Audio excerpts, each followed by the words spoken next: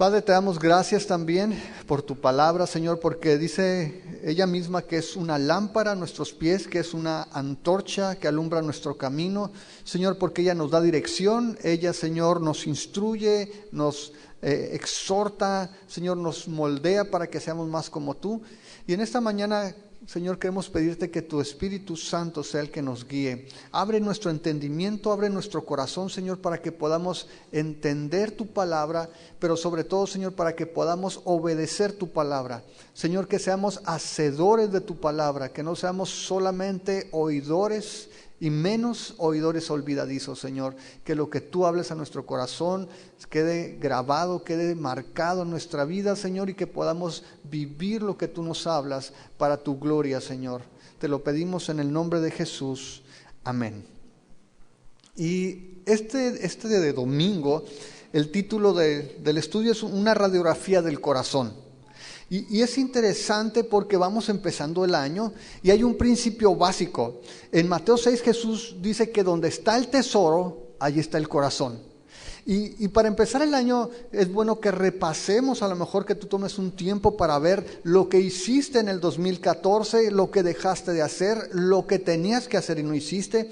Y sobre todo que veamos cuál es la motivación con la que estamos haciendo las cosas.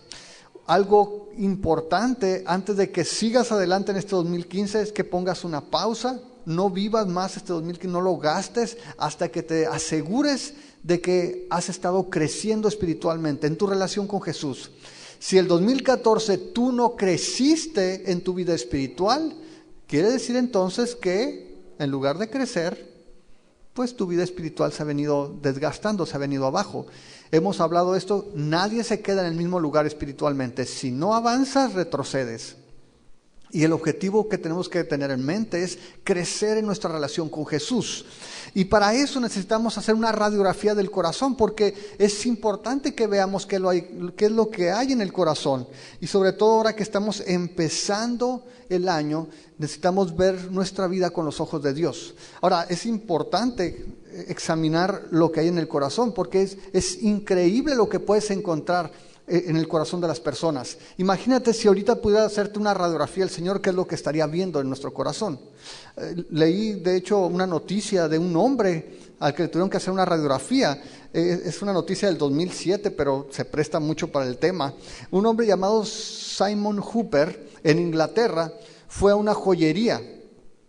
Y llegó a la joyería porque resulta que su novia acaba de tener su primer hijo. Qué interesante, no era su novia, ya tenía su primer hijo, y entonces sintió la urgencia de por lo menos comprometerse con ella. Entonces fue a buscar un anillo de compromiso. Cuando fue a esa joyería, entonces, pues el encargado le preguntó, pues, ¿y cómo es tu novia? ¿Y qué te gustaría? ¿Y qué tienes en mente? Y empezó a darle la descripción de lo que él estaba buscando. Y el encargado le ofreció un anillo de platino con un diamante con corte princesa, ¿no? Es sencillo pero elegante, ¿no? Es un diamante cuadrado, montado sobre un anillo de platino. Y pues todo iba muy bien hasta que preguntó lo importante, ¿cuánto cuesta? Y el anillo costaba cerca de 2,000 euros, 1,750 para ser exacto. 1,750 euros. Y allí así como que dijo, pues está muy padre el anillo, pero no tienes otras opciones. Y entonces el dependiente fue y trajo otros anillos. Cuando regresó con los otros anillos, entonces se dio cuenta que no tenía el anillo que le había prestado a este muchacho. Entonces dice, oye, ¿el anillo dónde quedó? Y el muchacho dice, pues no sé, te lo regresé, ¿dónde lo dejaste?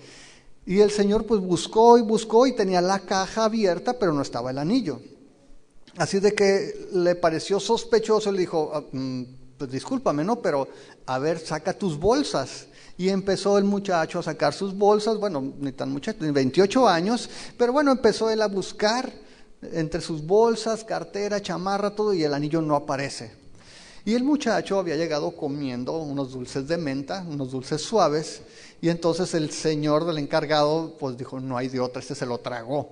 Y lo retuvieron hasta que llegó la policía.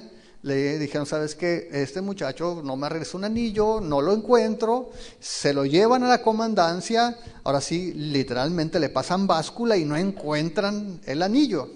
Entonces los guardias dicen, a ver, tráeme un detector de metales.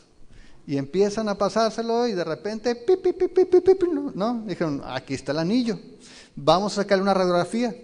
Sacan la radiografía y aparece un anillo efectivamente en su estómago, pero el muchacho dice, ¿sabes qué? Es que me comí un pedazo de aluminio sin querer, entonces no es el anillo, es un pedazo de aluminio que me comí.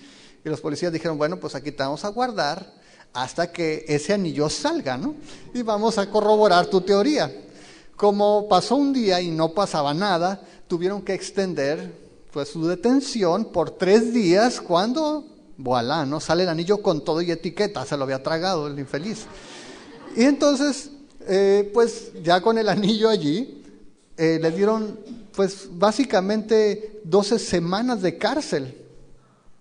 Evitó la multa porque regresó el anillo, ¿no? Obviamente, entonces el joyero pues ya no pudo cobrárselo, se lo entregaron de vuelta, pero sucedió algo interesante. Los posibles clientes, cuando supieron la historia, ya no quisieron el anillo. Así de que a final de cuentas, tuvo que venderlo en 600 euros para que saliera, ¿no? Lo tuvo que poner en remate. El punto es si el Señor hiciera una radiografía de tu corazón el día de hoy, ¿qué es lo que encontraría? Y eso es lo que vamos a estar viendo cuando analicemos este pasaje que vamos a ver. Vamos a ir revisando el corazón de diferentes personas y vamos a ver cuál es la motivación detrás de cada una de estas personas que vamos a estar examinando. Y vamos a comenzar con aquellos que querían prender a Jesús, que están precisamente en el capítulo 11 del verso 45 al 57. Espero que tengas tu Biblia a la mano. Si no tienes Biblia, júntate con el que esté enseguida para que puedas leer.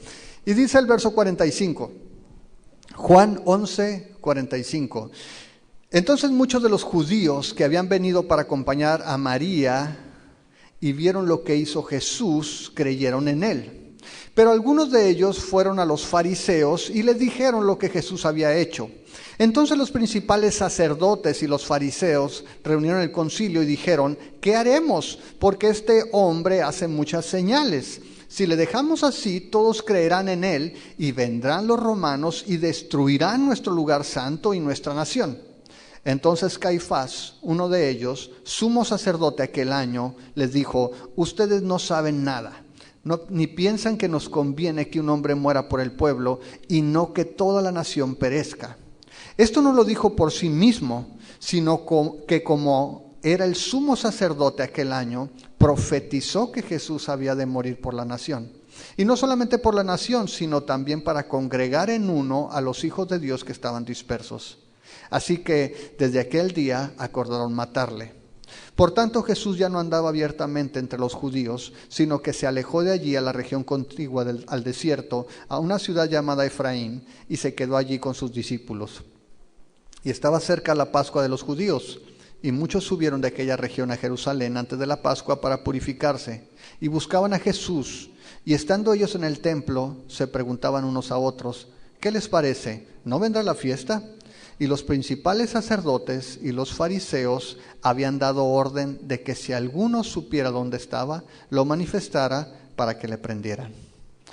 Ahora, qué interesante, porque este grupo de personas del que está hablando son la crema innata de la religión.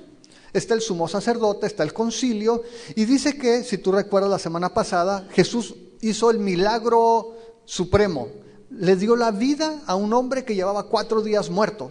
Y en esa ocasión Jesús se manifestó como la resurrección y la vida. Dijo, yo soy la resurrección y la vida. Y Jesús lo que estaba diciendo es que no solamente tenía la capacidad de dar vida, sino que Él mismo era la fuente de la vida. Y por tanto, Él era capaz de traer aún a los muertos a la vida.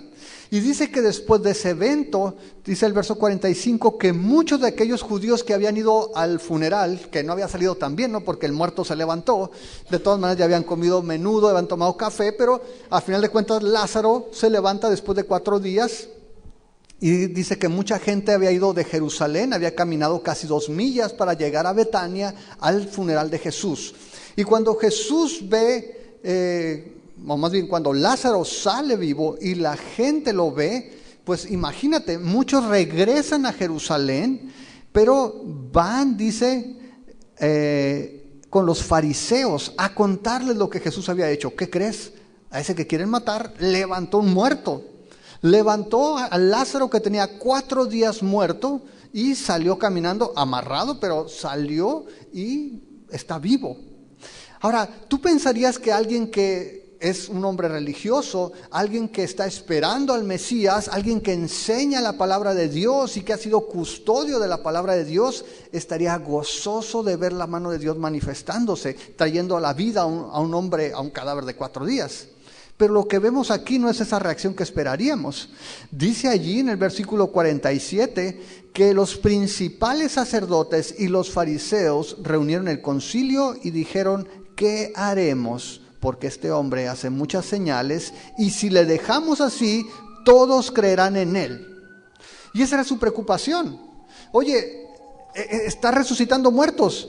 Necesitamos hacer algo, porque la gente va a creer en él.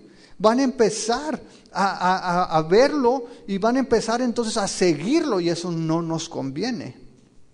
De hecho, dice allí que si eso sucede, el verso 48, si le dejamos así, todos creerán en él y vendrán los romanos y destruirán nuestro lugar santo y nuestra nación. ¿Y cuál era el pensamiento, cuál era el temor que tenían ellos? Que la gente, siguiendo a Jesús, hiciera una revuelta, un escándalo, y los romanos no se andaban con cosas. Ellos aplicaban la paz romana rápidamente, que era ir y te daban con todo. Y se van a destruir nuestro lugar, el templo, y van a acabar con nuestra nación. No nos conviene que esto pase. Ahora, no suena muy espiritual, ¿estás de acuerdo? Ellos están preocupados por su nación, por el templo, y esa es la radiografía en su corazón. En realidad su motivación allí no era espiritual. Ellos no estaban buscando genuinamente al Mesías. Ellos lo que estaban haciendo, se ocupaban de la política. Los fariseos ahí manejaban la política, ¿sabes qué? El nacionalismo, nuestras tradiciones, las costumbres, es importante mantenerlas. Y lo peor de todo es que los saduceos se encargaban del servicio del templo. Los saduceos eran los liberales. Ellos ni siquiera creían en la resurrección. Ellos eran los que estaban más conectados con el gobierno de Roma, eran los más políticos también, o los más acomodados, y ellos son los que dirigían la parte política y la parte religiosa. Y ellos dicen: ¿sabes qué? No nos conviene que este Jesús ande haciendo sus cosas, porque nos puede mover el bote, ¿no? Nos está haciendo olas. Necesitamos hacer algo. Y es interesante porque el verso 49, Caifás, uno de ellos, que era el sumo sacerdote, tiene una idea, según él. Dice: ¿saben qué? Es mejor que muera un hombre y no que perezca toda una nación. Y Juan dice: esto pensó que lo decía por sí mismo, pero en realidad estaba profetizando, estaba compartiendo el evangelio. Jesús iba a morir por esa nación. Y Juan corrige: no solamente por la nación, sino también para traer a las ovejas que estaban desparramadas. Jesús iba a morir por la nación y por muchos creyentes que todavía no habían llegado allí. Y dice entonces que en el verso 53 acordaron desde aquel día matarle. Y vemos cómo entonces Jesús, a partir de estos capítulos, Jesús se va a apartar. Jesús ya no va a estar haciendo ministerio público, se va a ir con sus discípulos. Dice allí en el versículo 54, por tanto Jesús ya no andaba abiertamente entre los judíos, sino que se alejó de allí a la región contigua, al desierto, a una ciudad llamada Efraín, y se quedó allí con sus discípulos. Y lo que resta de Juan va a ser algo más íntimo entre Jesús y los discípulos, preparándose para su muerte. Pero lo que vemos aquí básicamente es que el verdadero interés que tenían estos hombres era interés político. Ellos querían mantener su estatus, querían mantener el poder, el control que tenían, querían mantener sus tradiciones, aún a costo de la vida de un hombre. Y en este caso lo que acordaron: mejor que se muera Jesús y no que nos maten y nos tumben el templo y que nos cambien aquí la cosa como está funcionando. Así está bien. Y dice allí que no solamente pensaban matar a Jesús. Nos vamos a adelantar un poquito. Si te vas al capítulo 12, en el verso 9 dice que gran multitud de los judíos supieron entonces que él estaba allí, Jesús, dice, y vinieron no solamente para ver a Jesús, sino también para ver a Lázaro, a quien había resucitado de los muertos. Pero los principales sacerdotes acordaron dar muerte también a Lázaro, porque a causa de él muchos de los judíos se apartaban y creían en Jesús. Dice, ¿sabes qué? No nos conviene este Jesús, nos está haciendo ruido. Pero cuando supieron de Lázaro, y también maten al muerto, porque también nos está haciendo ruido, ¿no? Lo acaban de resucitar y ya están planeando cómo matarlo. Y ese era el corazón que había en los religiosos.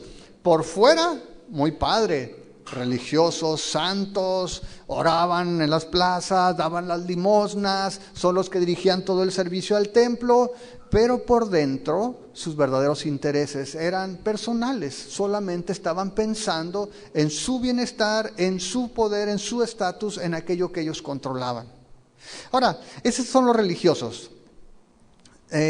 Si tú te fijas, nada más para terminar, dice el verso 55 que ya estaba cerca la Pascua de los judíos y muchos subieron de aquella región a Jerusalén antes de la Pascua para purificarse. Es decir, antes de que la fiesta comenzara, todos aquellos que tenían posibilidad de moverse a Jerusalén tenían que hacerlo por ley. La ley te obligaba a que si eras hombre y estabas en posibilidad de hacerlo, fueras a Jerusalén para pasar la Pascua, porque era una fiesta suprema, era de las fiestas más importantes, así de que tenías que moverte y pasarla allá.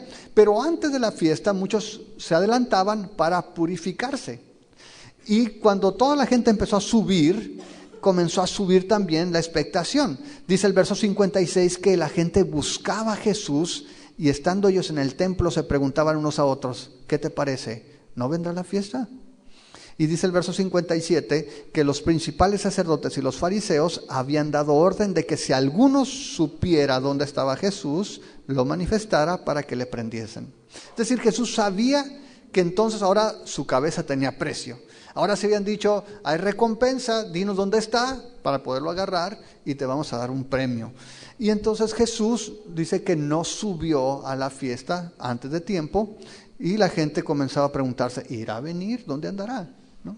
Ahora, el primer grupo entonces vemos son los religiosos, pero ahora vamos a ver un grupo que son los amigos de Jesús. Y están a partir del capítulo 12, en el verso 1. Dice, 6 días antes de la Pascua vino Jesús a Betania, donde estaba Lázaro, el que había estado muerto y a quien había resucitado de los muertos.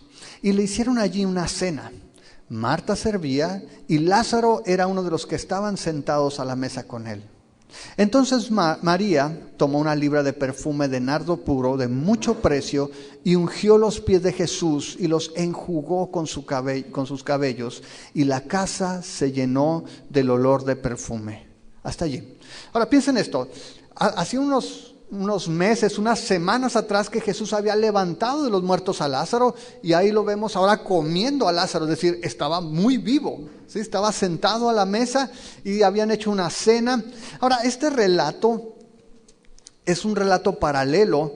Por ejemplo, si tú vas a Marcos, al capítulo 14,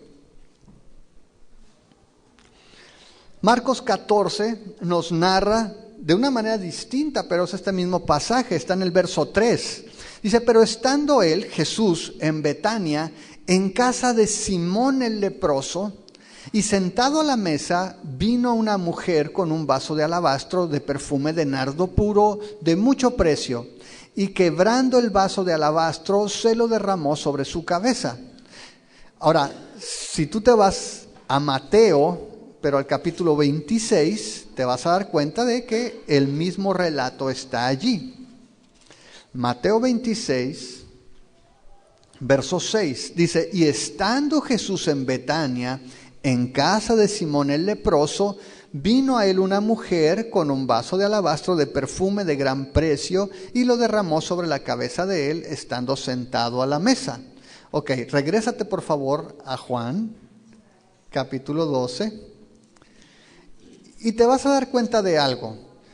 No mencionan el nombre de María, no mencionan el nombre de la mujer que hace esto. Sin embargo, si tú recuerdas en el capítulo anterior, se menciona que María es aquella que había ungido a Jesús. Si tú lo recuerdas, hacen una aclaración. En este pasaje, en el capítulo 12, nos dice que estaba Jesús en Betania. Aquí no nos dice en casa de quién estaba. Mateo y Marcos dicen que era la casa de Simón el leproso.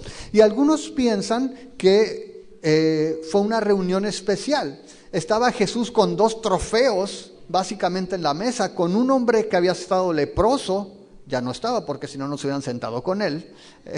No estaba permitido siquiera que estuviera en la aldea. Entonces, él está allí sentado. Está Jesús y está el que estaba muerto, ¿no? Lázaro. Y está Jesús sentado a la mesa allí con él. Ahora, es interesante, si te fijas, menciona que Lázaro estaba sentado con él. Ahora, Lázaro tuvo una segunda oportunidad. Después de haber estado muerto, el Señor lo resucita. Imagínate la vida de Lázaro después de volver a la vida. Ahora, quién sabe, nunca menciona que Lázaro esté hablando o haya hecho una película, ¿no? De estuve muerto, vi una luz, había un túnel y seguía la luz. No, simplemente dice que está sentado con Jesús. Y yo creo que es la mejor manera de aprovechar una segunda oportunidad, de sentarnos a la mesa con Jesús. Lázaro, después de resucitar, no creo que estuviera tan preocupado por el tipo de cambio que subió el dólar, ¿no? No creo que fuera su preocupación primaria. Normalmente la gente cuando está muriendo no está pensando en el tipo de cambio, no está diciendo, cómo me hubiera gustado gastar más dólares en la última ida a Tucson. Normalmente la gente dice, ¿cómo hubiera cambiado mi vida? Si tuviera oportunidad, haría muchas cosas que no hice. Cambiaría esto, cambiaría aquello, pasaría más tiempo con las niñas, haría más mejores relaciones, pasaría más tiempo con mi esposa, serviría más al Señor. Lázaro estaba allí sentado a la mesa con Jesús después de una segunda oportunidad. Ahora, tú y yo tenemos una segunda oportunidad. Si has nacido de nuevo, tú y yo estábamos muertos. Dice Efesios 2 que estábamos muertos en nuestros delitos y pecados. Y que solamente porque Jesús nos trajo vida, nos dio vida, hemos resucitado. Tenemos una segunda oportunidad, hemos sido reconciliados con Dios. La pregunta es, piensa en esto. Si tú supieras que mueres la siguiente semana, ¿cómo vivirías tus últimos días? Si fuera un hecho que tú morirías la próxima semana, ¿cómo vivirías tus últimos días? ¿Qué cosas harías? ¿A qué dedicarías tus días? ¿A qué dedicarías los últimos días de tu vida? ¿Qué cambios harías? Y si has pensado en hacer cambios o si piensas que serían necesarios hacer cambios, la pregunta sería, ¿para qué esperar? ¿Por qué no vivir así todos los días? ¿Por qué no cambiar desde hoy aquellas cosas que sabemos que no son las que agradan a Dios? Lázaro estaba a la mesa con Jesús, pasando tiempo con él, después de haber sido resucitado. No creo que tuviera muchas cosas en su mente, que fueran muchas sus preocupaciones. Después de haber estado muerto, él tenía su confianza puesta en Jesús y lo que estaba buscando es tener compañerismo con él, es estar sentado con su Señor, es pasar tiempo con él. Y ¿sabes qué? Nosotros necesitamos ver qué es lo que hay en nuestro corazón y cuáles son aquellas cosas que consideramos importantes, porque lo que creemos va a determinar cómo vivimos. Lo que guardamos en nuestro corazón como importante va a establecer nuestras prioridades en la vida. Pues Lázaro estaba allí, pero no solamente Lázaro. Dice allí también en el versículo 2 que en esa cena en casa de Simón el leproso, que algunos dicen este Simón posiblemente era el papá de Lázaro, de Marta y de María. Otros dicen, bueno, no dice eso. Simplemente dice que era la casa de Simón el leproso. Otros dicen, no, Simón el leproso le estaba rentando la casa a Lázaro. No lo sabemos. Simplemente sabemos que era la casa de Simón el leproso y que allí estaba Lázaro sentado, que de hecho la palabra es reclinado en la mesa con Jesús. Ustedes se acuerdan que cuando te sentabas en la mesa, ahí te dejabas a caer de ladito ahí con el que estaba enseguida de ti. Ahí estaba Lázaro con Jesús, ¿no? A su lado. Pero fíjate lo que dice allí en el verso 2. Y le hicieron allí una cena. Marta servía y Lázaro era uno de los que estaban sentados a la mesa con él. Marta servía. Y Marta no nos extraña porque sabemos que Marta era así. Marta es la que siempre estaba sirviendo. Y en esa cena, otra vez, alguien tenía que hacerse cargo de los tamales, del café y todo.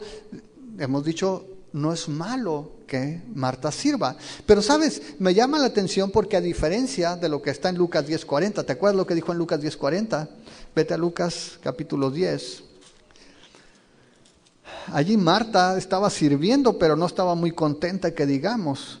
Dice que el Señor los había visitado y dice en el verso 38, aconteció que yendo de camino entre una aldea, Jesús y una mujer llamada Marta le recibió en su casa. Esta tenía una hermana que se llamaba María, la cual sentándose a los pies de Jesús oía su palabra.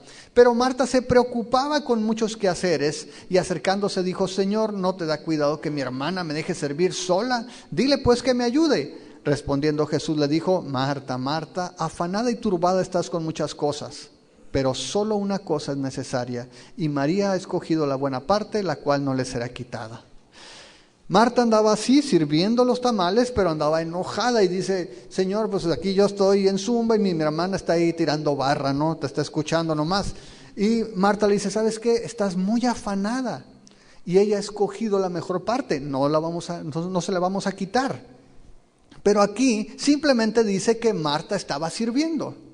¿Qué me dice eso a mí? Primero, estaba sirviendo en una casa que no era su casa, era la casa de Simón el leproso.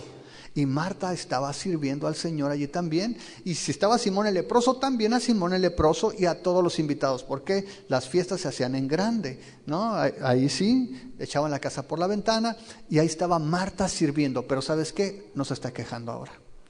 Marta ha aprendido. Cuando fue a decirle, Señor, después de que su hermano había muerto, que el Señor Jesús no había llegado, le dice, Señor, si tú hubieras estado aquí, no hubiera muerto mi hermano, pero yo sé que todo lo que pidas al Padre siempre te responde. Y ¿sabes qué? Marta había conocido más a Jesús. Y ahora en gratitud estaba sirviéndole sin quejarse. Y ahí estaba Marta trabajando, ahí estaba Marta sirviendo a los invitados, pero ahora no se está quejando, ahora está sirviendo. Y ¿sabes qué? Es bien importante que examinemos nuestro corazón, porque no solamente es importante servir, sino la razón por la cual servimos, la actitud con la que servimos. Cuando tú y yo servimos al Señor como una obligación, cuando tú y yo lo hacemos de mala gana, aún en nuestra casa, ¿sabes qué? No sirve de nada. El Señor ve el corazón, no solamente el acto externo. Y eso es lo que estamos aprendiendo aquí. El Señor escudriña los corazones. De hecho, eso es lo que sucede cuando eres confrontado con el Evangelio.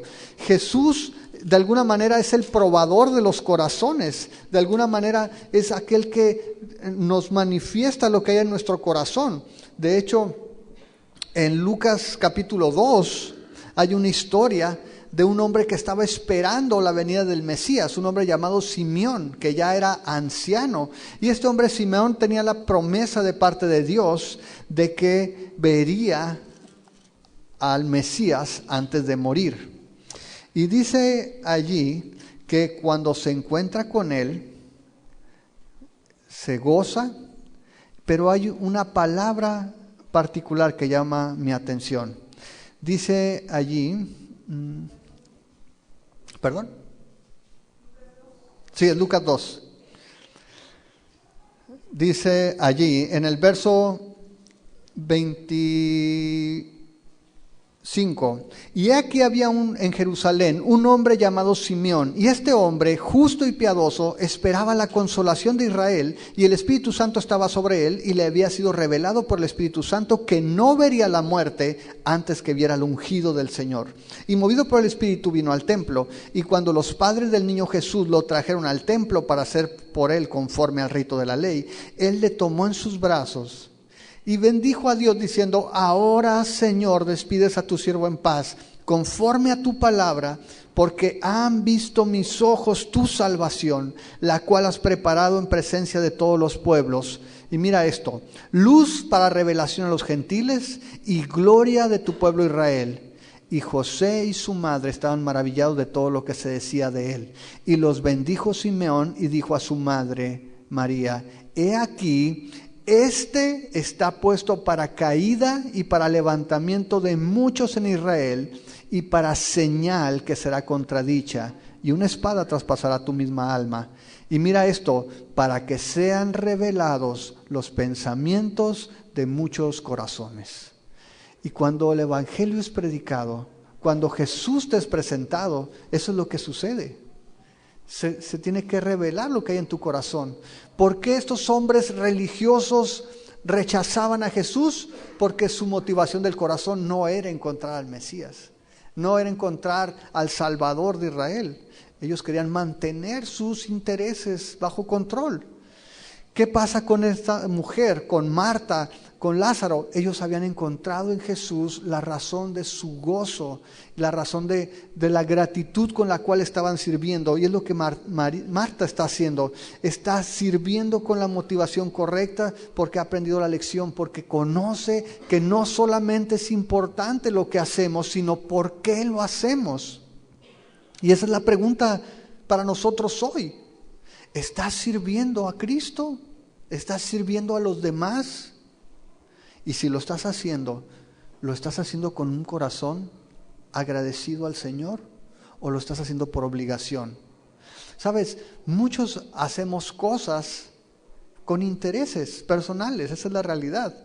Muchas veces la gente hace cosas para parecer buena, para ganar gratitudes o favores con otras personas, y no porque verdaderamente tiene un corazón agradecido para con Cristo, no porque verdaderamente entiende lo que Jesús ya hizo. El servicio viene como respuesta, como muestra de gratitud para lo que Jesús ya hizo. Y Marta lo estaba haciendo de esa manera.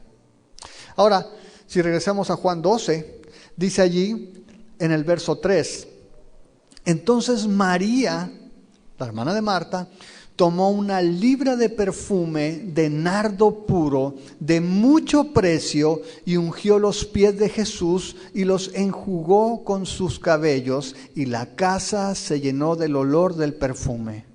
Ok, fíjate primero en esto. Dice que tomó una libra de perfume de nardo puro. Una libra de perfume era mucho, y de nardo puro era mucho más, es decir, era algo costoso. Dice ahí que era de mucho precio. Y algunos dicen, bueno, posiblemente era una familia rica, y ella tenía posibilidad de traer ese perfume. Otros dicen, quizá fue una herencia que le dejaron sus padres. El asunto es que era algo muy costoso. Ahora, si tú ves los relatos paralelos, dice que estaba en un frasco de alabastro. Esos frascos estaban sellados, tenías que romperlos para sacar el perfume, y tenías que usar normalmente todo el perfume. Ahora, esa cantidad de perfume era algo importante en esa época. Y ahora, no estaba rompiendo una botella de Rafa Márquez o de Antonio Banderas, no, era un perfume caro. El nardo puro lo traían de la India, era de importación, y era muy costoso. ¿Qué tan costoso? 300 denarios. ¿Cuánto era el denario? Era el salario diario de un trabajador, es decir, un año de trabajo. Un año de trabajo. Y esta mujer dice que rompe ese frasco, ese alabastro. De hecho, hasta la botella era cara, el alabastro era caro, era piedra tallada. Y dice que lo derrama en los pies de Jesús. Ahora, si tú lees en Mateo y en Marcos, dice que primero había ungido su cabeza. Y en Mateo y Marcos tiene una razón para señalar el ungimiento en la cabeza. Mateo quiere probar que Jesús es el rey de Israel, y está ungiendo en la cabeza como se ungía a los reyes. Ahora, que te pongan una libra de perfume en la cabeza es muchísimo, te va a gotear por el cuerpo, las ropas, pero además Juan dice que unge los pies, y Juan se enfoca en los pies porque era importante. Está mostrando la humildad de esta mujer para perfumar los pies y limpiarlos, porque dice que el exceso lo quitaba con sus cabellos. De hecho, es algo que Jesús mismo va a hacer en el siguiente capítulo, en Juan 13. Él es el que va a lavar los pies y va a limpiarlos, los va a secar con una toalla. Y está manifestando entonces la humildad de este acto de adoración. Esta mujer tomó algo muy valioso y una muestra extravagante de amor, de adoración. Ahora, dije la palabra extravagante porque la vi en el diccionario. Extravagante significa excesivamente raro o poco común. Y lo que estaba haciendo esta mujer era extravagante. No todos los días alguien rompe su mejor loción que le costó 1 año de trabajo para ponerlo en la cabeza y en los pies de un hombre. Pero ¿sabes? María había aprendido algo. María había tomado algo tan valioso para ponerlo sobre el Señor, porque ella había aprendido quién era Jesús. María había pasado tiempo a los pies de Jesús, es lo que habíamos dicho. María había pasado tiempo escuchando a Jesús, sentada a los pies del Maestro. María había pasado tiempo orando a Jesús. Cuando llega Jesús y María va, y antes de que llegue a su casa para resucitar a Lázaro, María lo encuentra, se postra y le dice: Señor, si tú hubieras estado aquí, no hubiera muerto mi hermano. María había pasado tiempo a los pies de Jesús, lo había escuchado, había puesto sus peticiones ahí, había orado, y ¿sabes cuál es la consecuencia? Le estaba adorando. Y tú y yo no podemos adorar a Dios genuinamente si no pasamos tiempo sentados a los pies del Maestro. Si tú no te tomas tiempo para leer la palabra de Dios, para escuchar a Jesús hablándote, si tú no pasas tiempo en oración, no vas a poder adorarle genuinamente. La adoración viene como respuesta al conocimiento de Jesús, al conocimiento de quién es Dios. No puedo adorar a un Dios que no conozco, y en la medida que yo conozco más a Dios, mi adoración es genuina, porque otra vez no lo estoy haciendo porque me dicen o porque todos levantan las manos o porque todos cantan. Lo hago en respuesta a aquello que ha hecho mi Salvador, Jesús. Puedo entender quién es Él, puedo entender cómo me ama, cuánto me ama y todo lo que ya hizo por mí. Y entonces mi respuesta es adorarle. Necesitamos pasar tiempo junto al Señor. Y la pregunta es esta: ¿has estado a los pies de Jesús? ¿Te sientas a escucharlo? ¿Te sientas y pasas tiempo en su palabra? ¿Pasas tiempo orando? ¿Le pones tus necesidades? ¿Pones allí tus frustraciones, tus gozos, tus alegrías? ¿Le adoras? ¿Pasas tiempo adorándole y reconociendo quién es Él? Es importante que entendamos esto, porque a veces en la iglesia pensamos que el tiempo de la música son como los cortos antes de la película, ¿no? El viernes fuimos al cine y la cola de las palomitas estaba larga. ¿Y cuánto falta? Faltan 5 minutos. No, pero faltan los cortos todavía, hay chance, ¿no? Y mucha gente dice: ¿qué hora es? Pues son las 11. No, pero todavía tenemos el tiempo de la alabanza, ¿no? Para llegar a la predicación. No es así. Todo el servicio de domingo es un acto de adoración, y le adoramos con la música, y la música nos prepara para escuchar la palabra, y escuchamos la palabra y eso nos prepara para adorarle. Todo es importante. Necesitamos pasar tiempo adorándole al Señor. ¿Sí queda claro? Muy bien. Vimos entonces el corazón, la radiografía de estos hermanos que eran amigos de Jesús, de Lázaro, de Marta y de María. Pero ¿qué tal los discípulos? Vamos a ver ahí en el capítulo 12, en el verso 4. Dijo uno de sus discípulos, Judas Iscariote, hijo de Simón, el que le había de entregar: ¿por qué no fue este perfume vendido por 300 denarios y dado a los pobres?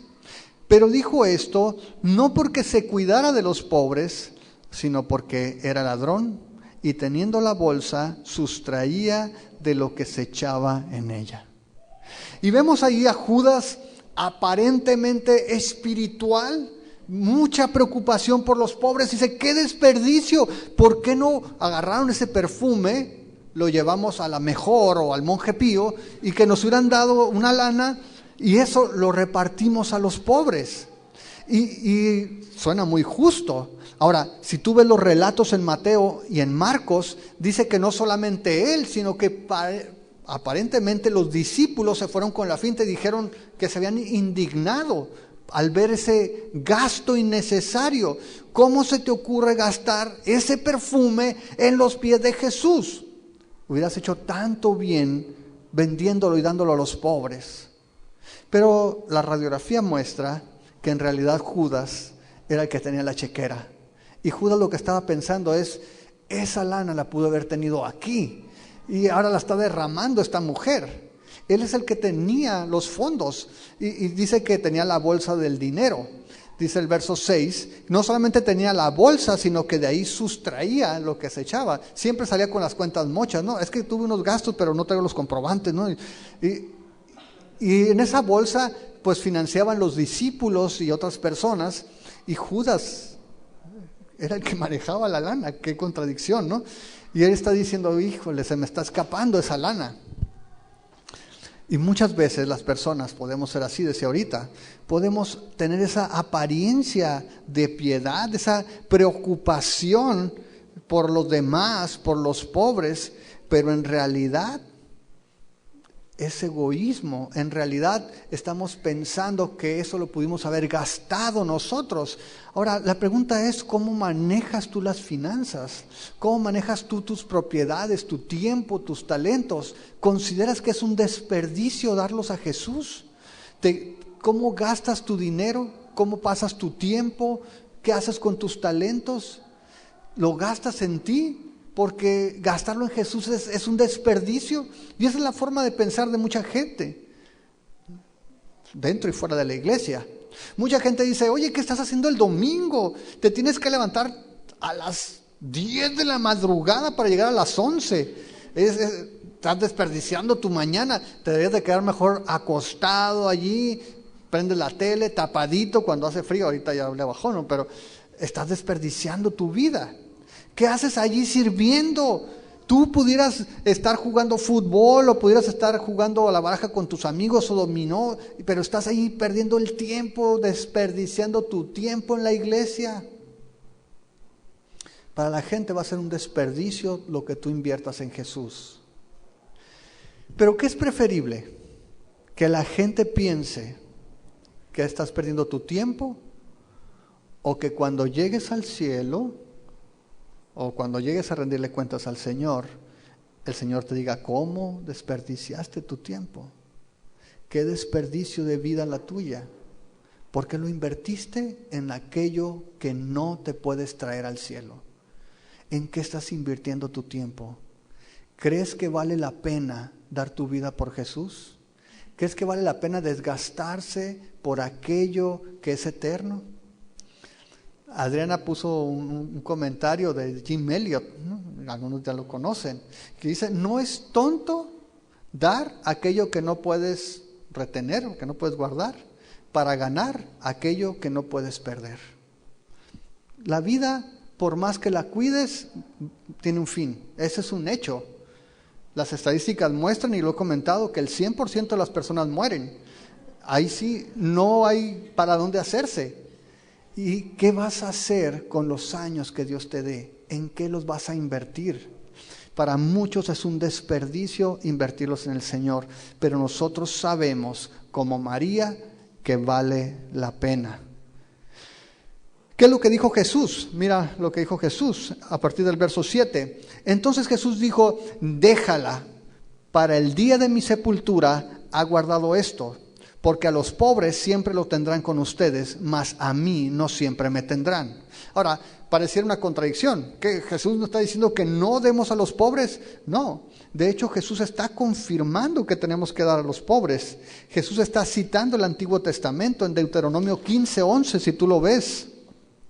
Habla de que tenemos obligación porque siempre va a haber gente necesitada. Ahora, esto se lo estaba dando al pueblo de Israel como una ley.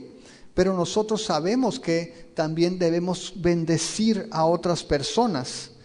Deuteronomio 15, verso 11 dice, porque no faltarán menesterosos en medio de la tierra, por eso yo te mando diciendo, abrirás tu mano a tu hermano, al pobre y al menesteroso en tu tierra.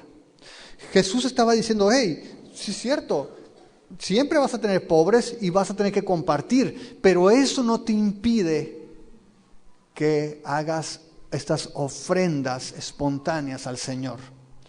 Se lo está dando a Jesús. Dice, para esto lo estaba guardando.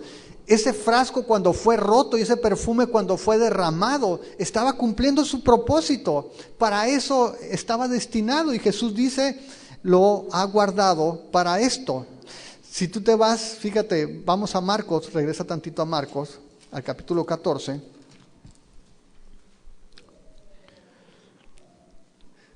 En el verso 7 es la misma frase. Jesús dice, siempre tendrán a los pobres con ustedes y cuando quieran les pueden hacer bien, pero a mí no siempre me tendrán. Ahora, sabemos que Jesús prometió que estaría con nosotros todos los días hasta el fin del mundo, pero lo está hablando en el sentido de esa oportunidad de ungirle porque iba a morir en la cruz. Básicamente, María lo estaba ungiendo antes de que muriera. Y no iba a haber tiempo de ungirlo porque recuerdan que venía el día de reposo y rápido lo llevaron a la tumba. Por eso al tercer día, cuando iban las mujeres, llevaban las especias para ungirle. No era necesario porque María ya lo había ungido, pero no lo sabían. Aquí Jesús sí sabía eso y le está diciendo, ustedes van a tener a los pobres, cuando quieran le pueden hacer bien, pero a mí no siempre me tendrán. Esta ha hecho lo que podía porque se ha anticipado a ungir mi cuerpo para la sepultura.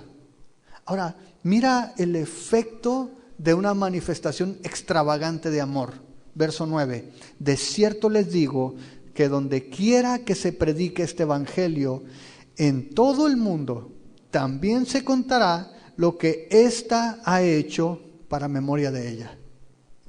Y es lo que estamos haciendo hoy. 2000 años después estamos hablando de María y de lo que hizo. Y el Señor Jesús la estaba construyendo su monumento para esa manifestación de amor, espontánea, extravagante. Pero el Señor dijo, hey, cada vez que se predique el evangelio, se van a acordar de ella. Y mira esto, cuando nosotros vemos la reacción de Jesús, vemos que nadie se había dado cuenta a ciencia cierta de lo que iba a pasar con él. A pesar de que él muchas veces había anunciado su muerte. María algo sabía. Y dice, esta me ha ungido para mi sepultura. María estaba tiempo con el Señor, algo sabía. Ahora, seguimos adelante y mira, Lázaro se convirtió en el testigo incómodo para los fariseos. Dice en 12:9, gran multitud, lo que veíamos ahorita, de los judíos supieron entonces que él estaba allí, que Jesús estaba en Betania, y vinieron no solamente por causa de Jesús, sino también para ver a Lázaro, a quien habían resucitado de los muertos. Pero los principales sacerdotes acordaron dar muerte también a Lázaro, porque a causa de él muchos de los judíos se apartaban y creían en Jesús. Lázaro se había convertido en una campaña de evangelismo que caminaba, ¿no? Donde quiera que iba, este es el que resucitaron, oye, ¿y qué se siente morir, no? ¿Y qué paz que hay más allá? No sabemos qué les decía Lázaro, pero dice que la gente creía en Jesús por ver a Lázaro. Era un testimonio del poder de Jesús. Y aquí los muertos vivientes que estamos aquí, ese es el objetivo. Que la gente, oye, ¿cómo si yo lo conozco? Era tú llena las líneas, ¿no? La gente que te conoció, cuando te ve transformado por la gracia de Dios, esa gente puede creer en Jesús también cuando tú compartes el mensaje del evangelio. Y eso es lo que estaba sucediendo con Lázaro. Se había convertido en un testimonio de la gracia de Dios. Con eso terminamos el pasaje. ¿Qué es lo que podemos concluir? Cosas prácticas. Y piensa en este año. ¿Qué vas a hacer este año? Primero, ¿qué es lo que vemos aquí? Número 1. La devoción genuina surge de un corazón agradecido. La devoción genuina surge de un corazón agradecido. ¿Qué tenían en común Lázaro, Marta, María? Conocían al Señor, habían visto la bondad de Dios, habían visto el poder de Jesús, habían comprobado que Él era la resurrección y la vida, y entonces todos ellos que amaban a Jesús dice que eran amados por Jesús también, pero todos ellos estaban con una actitud de agradar a Jesús, sea con una cena, sea sentándose con Él o sea dándole su perfume. Ellos estaban con un corazón lleno de gratitud por lo que Jesús había hecho. No así Lázaro, perdón, Judas. Lázaro sí estaba así.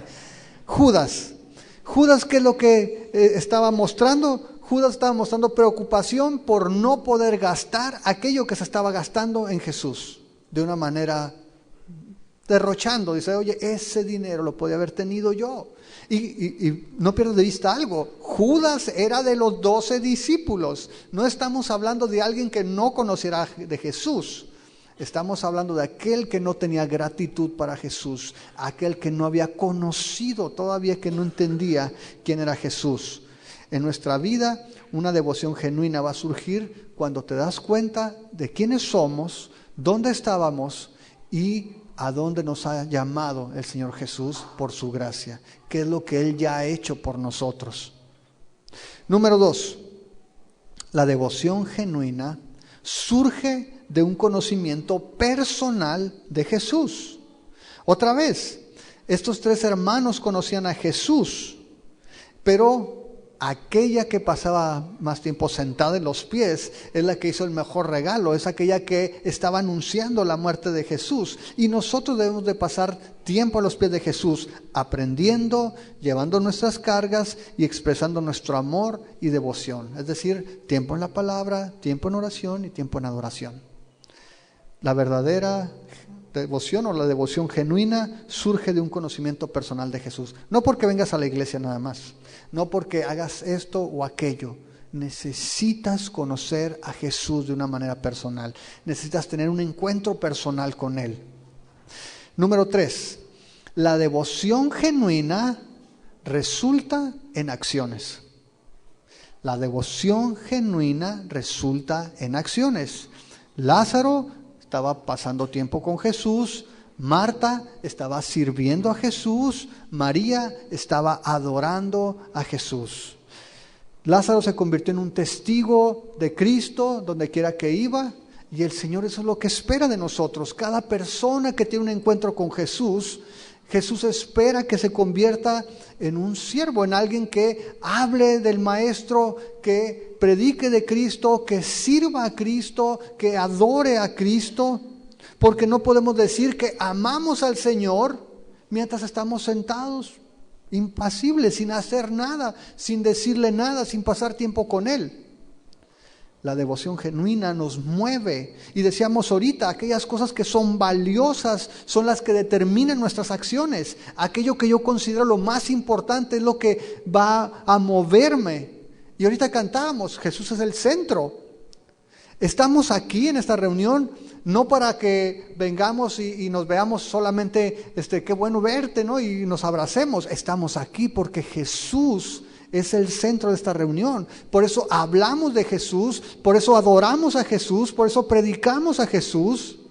Y como dice Pablo, no nos predicamos a nosotros mismos.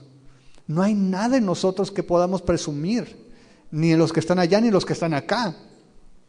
Jesús tiene que ser el centro, y cuando nosotros verdaderamente conocemos a Jesús, nuestra vida se tiene que traducir, nuestra devoción se tiene que traducir en acciones. Y el resultado es que testifiques de Cristo, que sirvas a Cristo, que adores a Cristo. ¿Y sabes qué es lo más interesante? Si tú vas a Marcos 14:8, te vas a dar cuenta de lo que Jesús le dijo a los discípulos de María. Le dijo, esta hizo lo que pudo. ¿Te acuerdas cuando la viuda dio esas 2 blancas? Dijo, dio lo que tenía, todo lo que tenía. Y eso es lo que Jesús pide de ti y de mí. Lo que puedes hacer, lo que puedes dar. Jesús no te va a pedir lo que no puedes hacer, ni te va a pedir que le des lo que no le puedes dar. Jesús dice, ¿sabes qué? Lo que puedes hacer, tienes que hacerlo. Es que yo quisiera hacer esto, pero como no puedo, no hago nada. Es que yo quisiera poder predicar la palabra, pero como no sé, no me animo. Lo que puedas. ¿Qué es lo que puedes hacer y no estás haciendo? ¿Qué es lo que puedes hacer para el Señor y no has hecho el día de hoy? ¿Qué es aquello que tienes y puedes dar y no has dado? Eso es lo que está pidiendo el Señor. El Señor quiere acciones. Ahora sí, hechos son amores y no buenas intenciones. No es bíblico, pero suena bien. La Biblia dice que amemos no solamente de palabras, sino de hecho y en verdad. De lengua me como un taco, dicen. Necesitamos traducir en acciones. Nuestra fe, nuestra devoción nos tiene que llevar a las acciones. Y por último, número 4. No vas a desperdiciar tu vida si la gastas en Jesús. No vas a desperdiciar tu vida si la gastas en Jesús. Si la gastas, ¿sabes qué? Me acabé porque me la pasé en la fiesta. ¿Sabes qué? A mí se me fue el tiempo porque trabajé muy duro toda la vida. ¿Sabes qué? Va a ser un desperdicio si no te preparaste para lo eterno. Ahora, no estoy diciendo que no vayas a fiestas ni que no trabajes, que quede claro. Lo que estoy diciendo es que la mejor forma de gastar tu vida, tu existencia en esta tierra, es cuando gastas tu vida para el Señor Jesús. Puede no ser fácil, puede no ser cómodo, pero es lo mejor que puedes hacer. Te pueden ver como tonto, pueden decir qué desperdicio, como Judas y como los discípulos. ¿Cómo tú pudieras haber hecho esto y pudieras estar aquí, pudieras estar allá? Cuando tú gastas tu vida para Jesús, no estás desperdiciándola. En los 3 relatos vimos la misma reacción de la gente. Tú ves Mateo, ves Lucas y ves Juan, y todos se indignan y dicen, ¡qué desperdicio de perfume! Pero Jesús sabía que vale la pena. Y Jesús les dice, hey, déjenla en paz, porque ella va a ser recordada por esto. Hizo lo que pudo. ¿Sabes? Esto, basado en esto, es mi anhelo personal. Y quiero transmitírselo. Mi anhelo personal, mi objetivo para este año es que podamos vivir para la gloria de Dios. Es que aún en el trabajo, en nuestra familia, en mi persona, todo lo que haga, que esté encaminado a que Dios sea glorificado. Otra vez, no significa que todos renuncien, vamos a vivir aquí en la iglesia. No estoy hablando de eso. Te estoy hablando que cuando estés en el trabajo, todo lo que hagas sea para que el Señor sea glorificado. Que tu tiempo, que tu dinero, que tus talentos, que tu esfuerzo, que la fuerza que el Señor te ha dado, la inteligencia, las capacidades, podamos decir, Señor, todo aquí está y todo lo que haga va a ser para que tú seas glorificado. Porque eso es lo que quiero hacer este año. La pregunta es, ¿tú qué tienes planeado para este año? ¿Cómo vas a gastar los días que te quedan? ¿Qué es lo que vas a hacer? ¿En qué vas a invertirlo? Y la mejor forma que puedes hacer es invertirlo para el Señor. Veía un amigo pastor que probablemente ahorita ya lo compartió o esté compartiendo este mensaje, y me gustó porque él le puso una sola cosa. Y sabes, si tú vas al Salmo 27:4, apúntalo allí. El salmista dice, una sola cosa he demandado al Señor y esta buscaré. ¿Qué? Habitar en la presencia del Señor, estar en la casa del Señor. Y luego en Lucas 10:42, veíamos ahorita, el Señor le dice a Marta, Marta, tú estás afanada con muchas cosas, pero una sola cosa es la que debes de buscar. Y María ha escogido la mejor parte y no le va a ser quitada. ¿Qué? Siéntate a los pies a escuchar al Señor. Y Pablo dice en Filipenses 3:13, una cosa hago. ¿Qué es? Me olvido de lo que está atrás, prosigo a la meta, al premio del supremo llamamiento en Cristo Jesús. ¿Tú qué vas a hacer para este año? Yo quiero hacer una cosa, quiero vivir para dar gloria a Dios. Ese es mi objetivo. Y ese es el objetivo que vamos a estar buscando, y eso es lo que te invito para que las siguientes semanas vengas y podamos estar enfocándonos en eso. Que podamos poner nuestra meta, alinear nuestra vida a lo que el Señor tiene preparado para nosotros. ¿Qué les parece si oramos? Padre, te damos muchas gracias, Señor, por tu palabra, Señor, porque nuestro anhelo, nuestro deseo, Señor, es que tú nos ayudes a entender más y más lo que tú ya has hecho por nosotros. Señor, a que abras nuestros ojos a la grandeza de tu amor, a esa anchura, a esa altura, a esa profundidad, Señor, de tu amor, ese amor que excede todo conocimiento, Señor, y que podamos vivir para ti. Que nuestra devoción sea genuina, que nuestro servicio, Señor, sea resultado de la gratitud de un corazón que ha experimentado tu gracia y tu amor. Señor, que todo lo que hagamos sea para tu gloria. Padre, te pedimos para que si alguna persona no ha tenido ese encuentro personal contigo, que en este día, Señor, pueda experimentar tu gracia, tu amor, que tenga ese encuentro personal, Señor. Padre, nuestro anhelo es que cada uno de tus hijos y cada una de las personas que tú traes a este lugar puedan experimentar tu poder, que aquellos que no te han conocido salgan el día de hoy con la seguridad de que tú les amas, de que tú diste tu vida en la cruz para pagar por sus pecados. Señor, porque tu palabra dice que todos nos hemos quedado cortos de tu gloria, porque todos hemos pecado, porque de hecho todos somos pecadores. Señor, pero a ti te ha placido amarnos y estando en nuestros pecados,